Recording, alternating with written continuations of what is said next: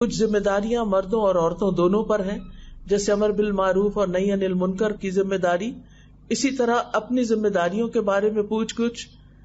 پھر اسی طرح عورتوں کے لیے یعنی خاص طور پر ان کے خاص مقام ہیں، اس کے حوالے سے خوشخبریاں، جیسے اسلام میں ماں کا حق جو ہے وہ سب سے بڑھ کر ہے. یعنی جتنے بھی لوگوں کے حقوق ہیں ان میں سب سے زیادہ ماں کا حق ہے، کہ اسلام نے ماں سے حسن سلوک کی تلقین کی اور 3 بار کی ہے. یعنی باپ کے مقابلے میں ماں کو 3 حق دیے ہیں جب وہ ماں بنتی ہے. اسی لیے عورت کچھ بھی بن جائے، کوئی بھی مقام حاصل کر لے دنیا میں، کتنا بھی نام کما لے، لیکن اس کی تکمیل اس وقت ہوتی ہے جب وہ ماں بنتی ہے. اس کو سب سے زیادہ عزت اور مقام اور مرتبہ اس وقت ملتا ہے جب وہ ایک ماں کی حیثیت سے سب کے سامنے آتی ہے. پھر اسی طرح اللہ سبحانہ وتعالیٰ نے قرآن مجید میں بارہا والدین کے ساتھ احسان کا حکم دیا، لیکن خصوصاً ماں کے بارے میں الگ سے بھی حکم دیا. انبیاء علیہ السلام اپنی ماؤں سے خصوصی تعلق رکھتے تھے. عیسیٰ علیہ السلام کی صفت آتی ہے کہ وہ برم بوالدتی، کہ میں اپنی والدہ سے بہتر سلوک کرتا رہوں، مجھے اس کا حکم دیا ہے. ماں کے قدموں تلے جنت بتائی گئی. اور اسی طرح خرچ کرنے کی ابتدا بھی ماں سے ہونی چاہیے. طارق محاربی کہتے ہیں، ہم مدینہ آئے تو رسول اللہ صلی اللہ علیہ وسلم ممبر پر کھڑے لوگوں سے خطاب فرما رہے تھے. آپ فرما رہے تھے، دینے والے کا ہاتھ اونچا ہوتا ہے، اور سب سے پہلے تم اسے دو جن کی کفالت تمہارے ذمہ ہے. اپنی ماں کو دو، اپنے باپ کو دو، اپنی بہن کو دو، اور اپنے بھائی کو دو، پھر اپنے قریبی رشتہ دار کو دو، پھر جو تمہارے قریبی ہو. یعنی اپنے بیوی بچوں کے بعد سب سے پہلا حق کس کا ہے؟ ماں کا ہے. اور اگر بیوی بچے نہیں تو خرچ کرنے میں سب سے پہلے ماں کو دیا جائے گا. اور اس میں الحمدللہ ہم دیکھتے ہیں کہ ہمارے معاشرے میں آج تک یہ روایت باقی ہے کہ بہت سے جو نوبل پیپل ہوتے ہیں وہ خاص طور پر ماؤں کو الگ سے دیتے ہیں تاکہ وہ اپنی خوشی سے اور اپنی مرضی سے جو چاہیں خرچ کر سکیں.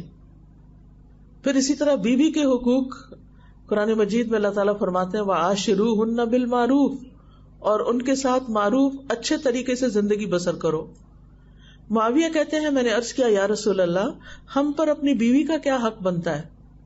آپ نے فرمایا، جب تم کھاؤ تو اسے بھی کھلاؤ، جب تم پہنو یا کماؤ تو اسے بھی پہناؤ.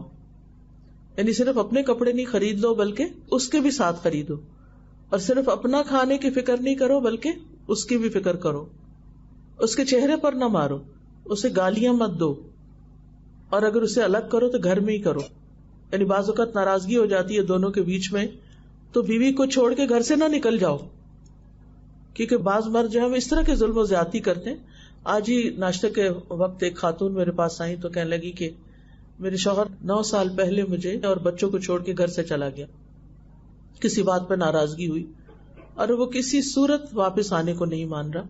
میری زندگی میں سب کچھ ہے، گھر ان کے نام ہے، بچوں کا خرچہ بھی دیتا ہے، سب کچھ ہے، لیکن وہ کہتی کہ میں شوہر کی کمی محسوس کرتی، کوئی ہو جو اس کو منا کے واپس لے آئے. یعنی بعض اوقات ہم کسی کے رویے سے بہت تنگ بھی پڑ جاتے ہیں، عورت مرد کے بیچ میں بھی، کسی بھی ریلیشن شپ میں بعض اوقات، حتیٰ کہ ماں باپ اور بچوں کے بیچ میں بعض اوقات ایسی چیزیں پیدا ہو جاتی ہیں کہ ایک دوسرے سے تنگ ہو جاتے ہیں. تو اصل کامیاب زندگی یہی ہوتی ہے کہ انسان اختلاف کے باوجود ساتھ مل کے چلتا رہے. کبھی بھی ایسا نہیں ہو سکتا کہ کسی کے ساتھ ہماری 100% ذہن کی سوچ کی ہر چیز ویو ملتی ہو، یہ نہیں ہو سکتا. ہر انسان الگ ہے، ہر انسان ایک یونیک آئیڈینٹی رکھتا ہے، اس کی اپنی سوچ ہوتی ہے، وہ اپنے طریقے پر چیزوں کو اینالائز کرتا ہے. لہذا اختلاف کا ہونا لازم ہے. یہ ہو ہی نہیں سکتا کہ 2 لوگ ہوں اور ان میں کوئی اختلاف نہ ہو، رائے کا، پسند ناپسند کا. ایون کھانے کے اندر بھی دیکھتے ہیں کہ ہسبینڈ کچھ چاہتا ہے، بیوی کچھ پسند کرتی ہے، تو کوئی نہیں، دونوں چیزیں پکا لی جائیں، دونوں رکھ دی جائیں. بعض اوقات اے سی کے اوپر جھگڑا شروع ہو جاتا ہے، ایک اے سی لگانا چاہتا ہے، ایک نہیں لگانا چاہتا. یہ چھوٹی چھوٹی مثالیں جو وہ روزمرہ کی پریکٹیکل لائف کی ہیں. تو ایسی بہت ساری چیزیں ہوتی ہیں. تو یہ تو ہوتا ہے، لیکن اس کا سولوشن نکالا جا سکتا ہے. ناراض ہونا حل نہیں، ایک دوسرے کو قرض کرنا حل نہیں، اپنے آپ کو جلانا اور کڑنا حل نہیں.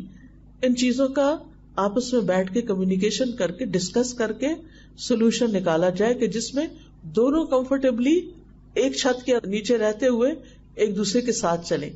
کیونکہ جن میاں بیوی کے درمیان بہت زیادہ اختلاف ہو جاتا ہے پھر وہ اختلاف بچوں میں نظر آنے لگتا ہے, بچوں کی شخصیت پر اس کے اثرات ہوتے ہیں اور نسلوں پر وہ برے اثرات جاتے ہیں بعض اوقات. اور نبی صلی اللہ علیہ وسلم نے بھی فرمایا تھا کہ عورت شوہر کی ناشکری نہ کرے کیونکہ شوہر کے بغیر وہ رہ بھی نہیں سکتی. یعنی ہم جتنا بھی کہیں کہ ہمیں مردوں کی ضرورت نہیں, ہم انڈیپینڈنٹ ہیں, ہم بہادر ہیں, ہم فائنینشلی انڈیپینڈنٹ ہیں, ہم سب کچھ ہیں, سب کچھ ہو سکتے ہیں, ایسا نہیں کہ نہیں, لیکن بہرحال یہ چیز فطرت میں اللہ نے دونوں کو ایک دوسرے کی ضرورت بنایا. یعنی اگر کوئی مرد کہے کہ نہیں مجھے عورت کی ضرورت نہیں, میں اس کے بغیر اکیلا بھی رہ سکتا ہوں, تو بڑی انہونی سی بات ہے. ہو سکتا ہے وہ غلط راستے اختیار کرے. اور اسی طرح عورت جو ہے وہ کہے کہ مجھے کسی کی ضرورت نہیں, میں انڈیپینڈنٹلی رہ سکتے ہیں, سبھی رہ سکتے ہیں, زندگی سبھی کی گزر جاتی ہے. اور جب شوہر فوت ہو جاتے ہیں یا بیوی فوت ہو جاتی ہے تب بھی باقی زندگی گزر ہی جاتی ہے.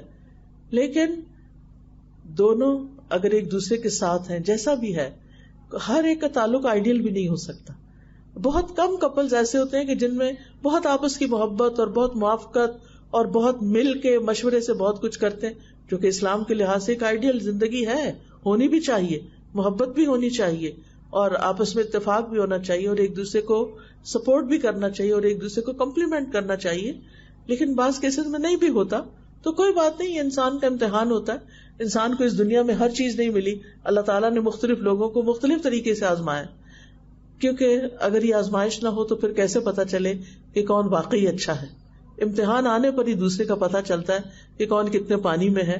اور آخرت کے اجر و ثواب کا انحصار اس پر ہے کہ مشکلات میں بھی کون اچھے اخلاق کا معاملہ کرتا ہے, اندر دکھی ہوتے ہوئے بھی کون چہرے پر مسکراہٹ لا سکتا ہے, اور کون اپنے غموں کو بلا کر دوسروں کے غم بانٹ سکتا ہے.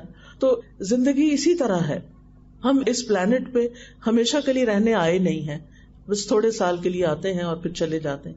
شروع سے ایسے ہی ہو رہا ہے اور ایک دن یہ پلانٹ بھی ختم ہو جائے گا اور ہم سب بھی یہاں سے چلے جائیں گے.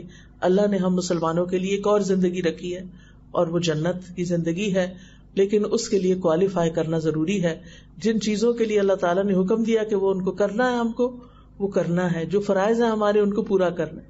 کچھ چیزوں کو ہم خوشی سے کر لیتے ہیں, کچھ چیزیں ہمارے لیے امتحان بن جاتی ہیں, ان کو ناخوشی سے کرتے ہیں.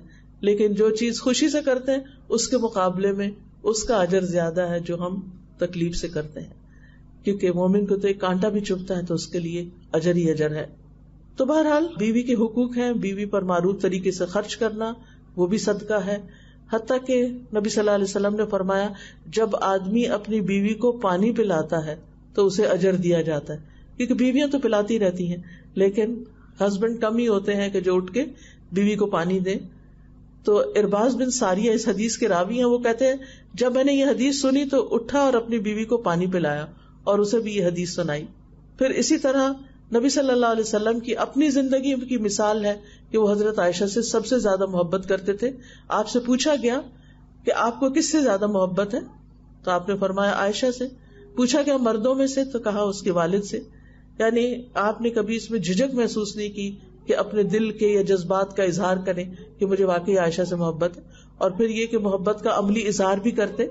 حضرت عائشہ کہتی ہے میں حیض کی حالت میں پانی پیتی اور برتن نبی صلی اللہ علیہ وسلم کو دیتی, آپ برتن اسی جگہ منہ رکھ کر پانی پیتے جہاں سے میں نے منہ رکھ کے پانی پیا ہوتا.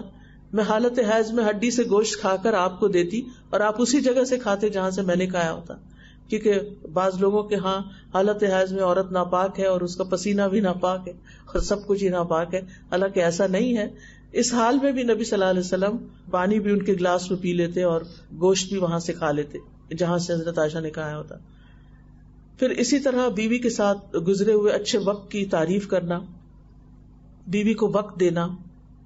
حضرت عائشہ رضی اللہ عنہ کہتی کہ ایک مرتبہ عید کے دن رسول اللہ صلی اللہ علیہ وسلم کے سامنے کچھ حبشی کرتب دکھا رہے تھے. میں نے آپ کے کندھے پر سر رکھ کر انہیں دیکھا تو آپ نے اپنا کندھا میرے لیے جھکا دیا, نیچے کر دیا, اور میں سر رکھ کر دیکھتی رہی اور جب میرا دل بھر گیا تو میں واپس آ گئی. لیکن آپ نے مائنڈ نہیں کیا کہ تم کہاں جا رہی ہو, کیونکہ بعض حضرات جو ہیں وہ اب بیوی ساتھ بیٹھ کے ٹی وی نہ دیکھے تو اس پر ناراض ہو جاتے ہیں کہ تم میرا ساتھ نہیں دیتی, حالانکہ بیوی کا انٹرسٹ کچھ اور ہوتا ہے اور میاں کا کچھ اور ہوتا ہے. تو ان چیزوں کا بھی آپس میں ایک دوسرے کا خیال رکھنا چاہیے. پھر اسی طرح نبی صلی اللہ علیہ وسلم نے سفر میں ان کے ساتھ دوڑ لگائی، 2 دفعہ کا یہ واقعہ ملتا ہے. اور پھر اسی طرح آپ صلی اللہ علیہ وسلم ہمیشہ جب حضرت عائشہ کوئی فرمائش کرتی تو پوری کر دیا کرتے تھے. ان کی سہیلیوں سے بھی بہت اچھا سلوک کرتے. جب آپ گھر میں آتے اور وہ کھیل رہی ہوتی ان کے ساتھ گڑیا وغیرہ سے، کیونکہ ان کی ایج کم تھی جب شادی ہوئی تھی، تو آپ اس چیز کی رعایت رکھتے تھے. تو وہ چھپ جاتی ادھر ادھر، آپ ان کو ڈھونڈ کے بھیجتے کہ وہ حضرت عائشہ کے ساتھ کھیلیں. حضرت خدیجہ کے ساتھ آپ کا وقت بہت اچھا گزرا تھا، اس کو اکثر یاد کرتے تھے. جب آپ بکری ذبح کرتے تو حضرت خدیجہ کی سہیلیوں کو خاص طور پر گوشت بھجواتے اور کہتے کہ یہ فلاں سہیلی کو دے کر آؤ، یہ فلاں کو دے کر آؤ. اس محبت کی وجہ سے جو آپ کے حضرت خدیجہ کے بیچ میں تھی.